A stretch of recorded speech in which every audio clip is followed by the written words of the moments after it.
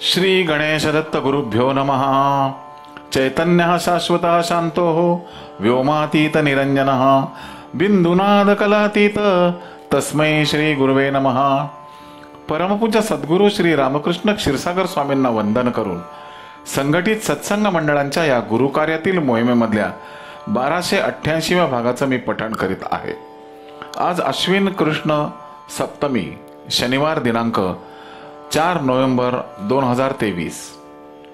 उपदेशामृत संग्रह भाग 5 या ग्रंथातील परमपूज्य सद्गुरू श्री रामकृष्ण क्षीरसागर स्वामी यांनी दिलेल्या अनुग्रह आशीर्वादाचे मी पठण करीत आहे। पुढील भागात परमपूज्य सद्गुरू श्री रामकृष्ण क्षीरसागर स्वामी आपल्या प्रासादिक वाणीतून पुढे म्हणतात, इथे गाणगापुरात आपण श्री गुरूंच्या पादुकांच्या दर्शनासाठी येत असतो। या पादुका जिवंत पादुका आहेत। इतरांना त्या नुसत्या पादुका भासतात। प्रत्यक्ष त्यांचे बोलणे काही नसले तरी त्या अव्यक्तातूनच व्यक्त भाषा होत असते। आम्ही तुमची संकटे त्यांच्या कानावर घालतो। ही प्रचंड शक्ती शिवस्वरूप आहे। पूजेच्या वेळी त्यांच्यामधून प्रकाश निघत असतो व या प्रकाशातूनच आम्हाला ज्ञान येत असते। इतरांना त्याचे अवलोकन होत नाही। त्याचा अनुभव कायम स्वरूपाने लक्षात राहतो।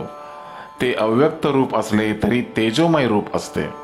ते अंतराळात दिसत नाही, परंतु त्यातून निघणाऱ्या प्रकाशाच्या स्थितीवरूनच आम्हाला त्यांच्याकडून संदेश येत असतात। अखेरीस ती एकच शक्ती आहे व ती साऱ्या विश्वात व्यापून आहे। तुम्ही आम्हाला काही प्रश्न विचारायला आल्यावर आम्ही तुम्हाला त्या शक्तीशी स्थिर करण्यासाठी तुमच्या कुलदैवताची नावे विचारून त्या स्वरूपातील शक्तीच्या रूपाची निमित्त मात्र म्हणून नावे सांगून त्या शक्तीची सेवा करण्यासाठी सांगत असतो। अखेरीस शक्ती एकच असते हे सर्व तुम्ही समजून घ्या। मनात संशय असणे हा मोठा रोग आहे व त्याच रोगामुळे मनुष्य अविचारी बनतो। मनातला संशय निघून गेल्याशिवाय ईश्वराकडे लक्ष लागत नाही।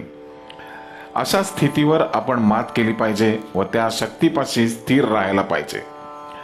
तुम्ही आता ज्या झाडाखाली बसले आहात तिथेच बसून राहा। तुमच्या जबाबदाऱ्या पार पाडा। दुसऱ्या झाडाच्या सावलीकडे लक्ष देऊ नका। इथेच तुम्हाला नक्कीच सावलीही मिळेल व तुमच्यावर कृपाही होईल। मला खूप माणसं नेहमी भेटतात की जी गुरूंच्या शोधात फिरत असतात। त्या माणसात खूप माणसं शिक्षणे घेतलेली असतात, परंतु शिक्षण व अध्यात्म ही दोन्ही निरनिराळी जीवनाची अंग आहेत। नवीन कोणी दर्शनाला आले की काही वेळेला त्यांच्या प्रश्नाला आम्हाला उत्तरेही द्यावे लागतात, परंतु असे असले तरी नवीन माणसावर एकदम आम्हाला कृपाही करता येत नाही। तुम्ही इमारतीचे बांधकाम चालू असताना पाहिले असेलच की नवीन भिंतीला गिलावा करताना त्यापूर्वी पाणी मारावे लागते। तसेच हे कृपेचे आहे। आलेली व्यक्ती इथे स्थिर होऊन तिचा सद्भाव आपल्या भावनेशी एकरूप व्हायला पाहिजे। या परंपरेत तुमचे गुरु कुठे आहेत हे कोणीच सांगू शकत नाही। गुरूंचा शोध आपणास घ्यावा लागतो। गुरूंचा पत्ता सांगणारी व्यक्ती ही अपात्रच समजायला पाहिजे। गुरु ही व्यक्ती काही बाजारात मिळणारी नाही। आपल्याला मार्गदर्शन करण्यासाठी व अध्यात्म शिकविण्यासाठी त्यांची गरज असते। आपल्या जीवनाला वळण लावणारी गुरु ही व्यक्ती असते। भाग्यवान लोकांनाच गुरु सहजगत्या सापडतात। या परंपरेचे वैशिष्ट्य हे आहे की तुम्ही आम्हाला गुरु खूप मानाल, पण आम्हीही तुम्हाला शिष्य मानावे लागते। ते तुम्हाला सहजासहजी शिष्य मानत नसतात। तुम्हाला त्याकरता वाट पाहावी लागते, परंतु एकदा तुम्हाला शिष्य म्हणून जवळ केले की तुमचे पुढचे मार्गक्रमण चालू होते।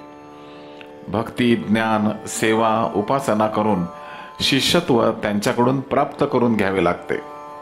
काही दरवाजे आतून बंद असतात, ते तुम्ही बाहेरून ठोठावल्यावरच आतून उघडले जातात। तसेच इथे आहे। तुम्ही प्रयत्न केल्याशिवाय गुरुही तुम्हाला शिष्यत्व सहजासहजी देत नसतात। गुरु परंपरेतच फक्त मोक्ष प्राप्त होऊ शकतो। अशा अधिकारी पुरुषांनाच मोक्ष गुरु म्हणतात। मोक्ष गुरूंचा अधिकार नाथपंथालाही नाही. नाथपंथाची ही मोठी परंपरा पूर्वी होऊन गेली.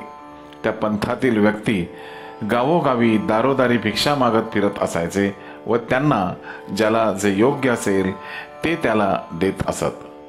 ते तितकेच योग्य नव्हते. नाथपंथामध्ये गैनीनाथ साक्षात शिवस्वरूप होऊन गेले.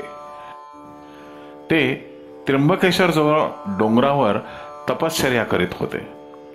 जेव्हा ज्ञानेश्वर निवृत्तीनाथ सोपान हे फिरता फिरता त्या भागात आले तेव्हा गहिनीनाथांनी मायावी शक्तीने एका वाघाला त्या लहान मुलांच्या अंगावर सोडून दिले.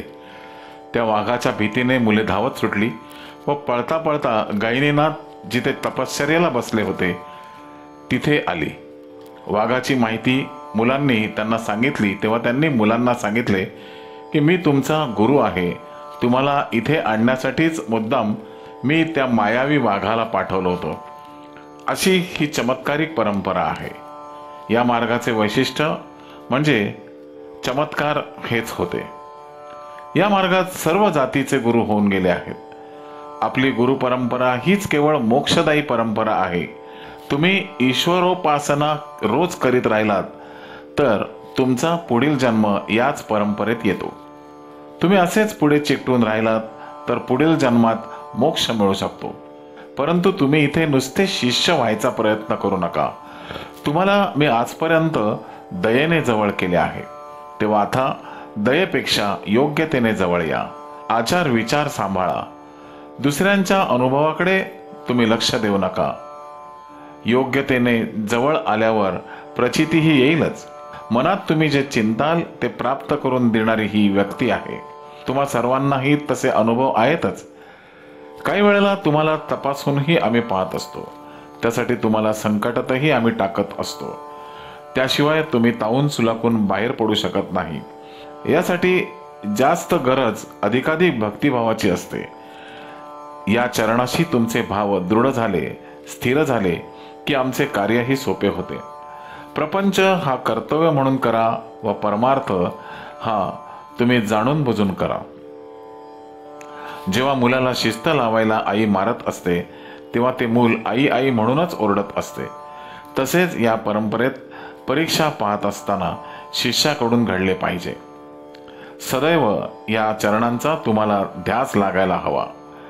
तुम्हाला मी कधीही उपासना करायला सांगत नाही, कारण त्याचा अर्थ ती शक्ती या शक्तीतच आहे. अज्ञानी माणसं संकटे आल्यावर घाबरून जात असतात. म्हणून त्यांच्यासाठी रामरक्षा, देवीचे पाठ किंवा काही सेवा त्या भक्तांना करायला क्वचितच सांगत असतो. तुम्ही इथे तुमच्या संकटाची, त्रासाची कल्पना दिली की लगेच तो कागद पुढे पुढे सरकत असतो व तुम्हाला आशीर्वादाने त्यातून शक्ती व फळ मिळत जाते. हे सरकारी ऑफिस नसल्याने कागद सरकवायला काहीही टेबलाखालून द्यावे लागत नाही. नुसत्या श्रद्धेने हे तुम्हाला अनुभवास येते. श्री गुरुदेवांनीही पूर्वी गुप्त होताना तेच सांगितले होते की जे भक्त माझे असतील त्यांना मी अनुभव रूपाने दिसेन, पण प्रत्यक्ष काही दिसणार नाही. हे सर्व पटणारेच आहे. श्री गुरुदेव दत्त. गुरुबंधू आणि भगिनीनो, या आशीर्वादाच्या पुढील भागाचे पठण उद्या सकाळी 6 वाजता. श्री गुरुदेव दत्त.